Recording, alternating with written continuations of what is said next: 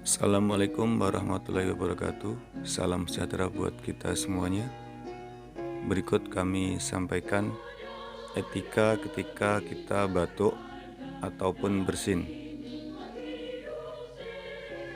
Langkah pertama, tutup hidung dan mulut Anda dengan tisu saat bersin ataupun batuk. Masih langkah pertama, tutup hidung dan mulut Anda dengan lengan Anda dan bukan dengan telapak tangan saat bersin ataupun batuk. Langkah kedua, gunakan masker yang menutup hidung dan mulut Anda.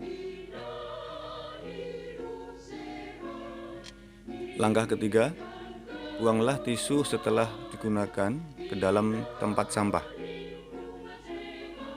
Langkah keempat, cuci tangan Anda segera dengan air mengalir dan sabun. Langkah kelima, bersihkan tangan Anda dengan alkohol atau hand rub. Demikianlah tadi 5 langkah menjaga atau etika pada saat kita batuk dan bersin. Semoga memberikan manfaat untuk kita semuanya. Amin ya robbal alamin. Tekan tombol subscribe dan lonceng supaya bisa mengupdate informasi berikutnya. Terima kasih.